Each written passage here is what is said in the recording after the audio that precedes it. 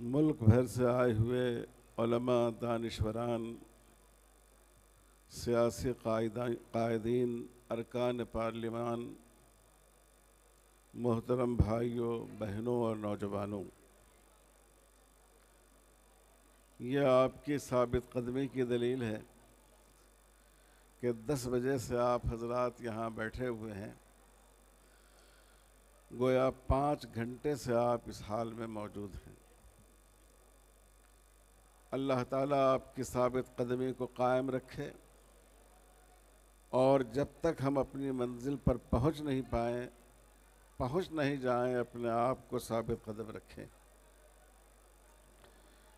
मेरे भाइयों, अब वक्त नहीं है और सच्ची बात यह है कि वक्त की ज़रूरत भी नहीं है। सारी ज़रूरी बातें बहम्दिल्लाह आ चुकी हैं। आखिर में मैं चाहता हूँ all India Muslim personal law board की तरफ से, बोर्ड के जो ज़िम्मेदारान यहाँ बैठे हैं उन ज़िम्मेदारों की तरफ से, और जो दानिश्वरान यहाँ शहनशी पर आपकी रहनुमाई के लिए आए हैं, उनकी तरफ से आपके लिए बहुत ही मुख्तसर पैगाम मैं आपको दूँ। पहला पैगाम यह है, यहाँ से निकलने के बाद जैसा कि हमारे बाज़ दोस्तों ने कहा, ये क्या हंगामा हो रहा है? खाने की तकसीम वगैरह शुरू हो गई है क्या? बहुत से दोस्तों ने यहाँ आपसे कहा, बहुत सही कहा, अगर इस मुल्क में 80% गैर मुस्लिम भाइयों को माना जाए और 20% मुस्लिम कम्युनिटी को माना जाए तो हर मुसलमान अगर 4 अपने हिंदू भाइयों को अपना मौक़िफ़ समझाए और वक्फ़ के बारे में बताए तो पूरा मुल्क आपकी बात से वाकिफ़ हो सकेगा और इंशाअल्लाह आपकी बात से इत्तफ़ाक़ कर सकेगा।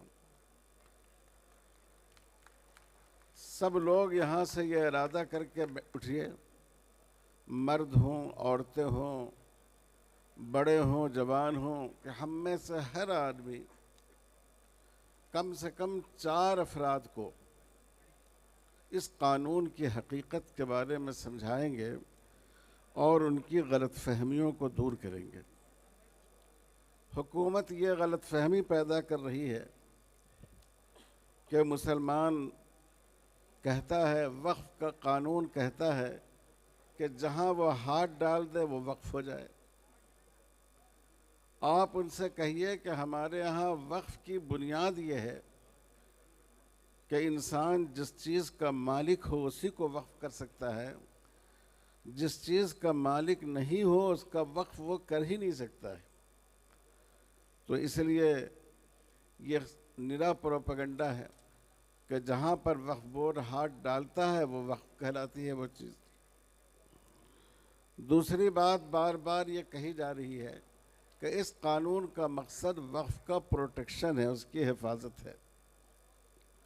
आपने बहुत सी बातें सुनी, मोटी मोटी बात यह है कि लिमिटेशन एक्ट से जो इस्तिस्ना था वक्फ का, जिसका फ़ायदा ये था कि वक्फ पर जो पुराने नाजायज़ कब्ज़े थे उन कब्ज़ों को भी हटाया जा सकता था। इस कानून में वक्फ पर भी लिमिटेशन एक्ट आयद कर दिया गया है। तो इसका नतीजा ये होगा कि अगर वक्फ की किसी ज़मीन पर 50 साल से भी नाजायज़ कब्ज़ा है तो आप उस कब्ज़े को हटा नहीं सकेंगे। 12 साल से अगर किसी का नाजायज़ कब्ज़ा है तो आप उसको हटा नहीं सकेंगे। उस नाजायज़ कब्ज़े को उसका जायज़ कब्ज़ा बना दिया जाएगा। आप सोचिए कि ये कितना बड़ा नुकसान है।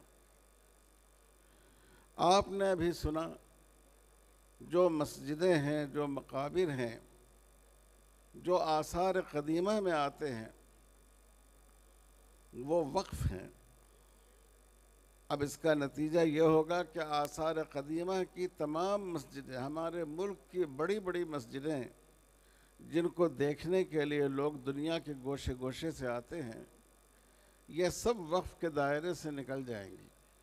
और अगर खुदा न खास्ता कभी कोई पागल हुकूमत आई, जैसी हुकूमत इस वक्त है, और उसने आप पर पाबंदी लगा दी कि यह मस्जिद वक्फ़ के दायरे में नहीं आती है, आप इसमें नमाज नहीं पढ़ सकते हैं, तो आप नमाज नहीं पढ़ सकेंगे।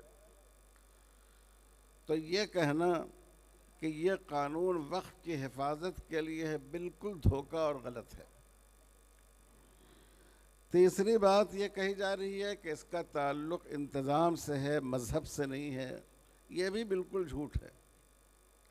इसी कानून में ये बात कही गई कि जब तक 5 साल से प्रैक्टिसिंग मुसलमान न हो, अमली मुसलमान न हो, उस वक्त तक उसका वक्फ़ करना मोतबर नहीं होगा।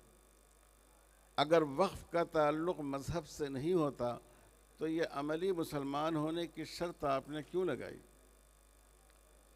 इसी कानून में आपने ये बात बताई कि अगर कोई गैर मुस्लिम काज के लिए, इस्लामी मकासद के लिए वक्फ़ करे तो वो वक्फ़ मोतबर नहीं होगा। अगर इस कानून का मज़हब से कोई ताल्लुक़ नहीं होता तो वक्फ़ करने वाले के लिए मुसलमान होने की शर्त लगाना, जो बिल्कुल बेजा शर्त है, और इंसान की जो ज़ाती आज़ादी है, शख्सी आज़ादी है, उस पर हमला करना है, ये आपने इस कानून में क्यों रखा? कहा जाता है कि इस वक्त कानून 2025 का मकसद गरीबों की मदद करना है। जैसा कि हमारे बाद दोस्तों ने कहा, उनसे पूछिए कि इस कानून की कोई दफ़ा ऐसी बताइए जो गरीबों की मदद को बताती हो। हम आपको बताते हैं कि वक्फ़ कैसे गरीबों की मदद के लिए।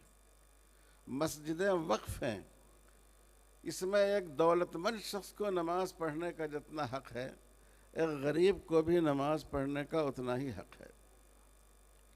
ईदगाह वक्फ़ है, जैसे एक मालदार शख्स इसमें ईद की नमाज अदा करेगा, एक गरीब भी अदा करेगा। कब्रिस्तान वक्फ़ है, जैसे एक दौलतमंद शख्स को उसमें दफन किया जाएगा, एक गरीब और मुफलिस शख्स की भी उसमें तदफीन होगी। तो अगर आप यतीम खाने वक्फ़ हैं, मदरसे वक्फ़ हैं, इसमें गरीबों को तरजीही तौर पर तालीम दी जाती है, तरबियत का और ज़िंदगी गुजारने का मौका दिया जाता है। और आपको मालूम होना चाहिए, शरीयत का एक उसूल है, जितने भी वक्फ़ हैं, वक्फ़ किसी भी मकसद के लिए किए जाएं, उनका आखिरी मसरफ़ फ़ुक़रा और गरीब है।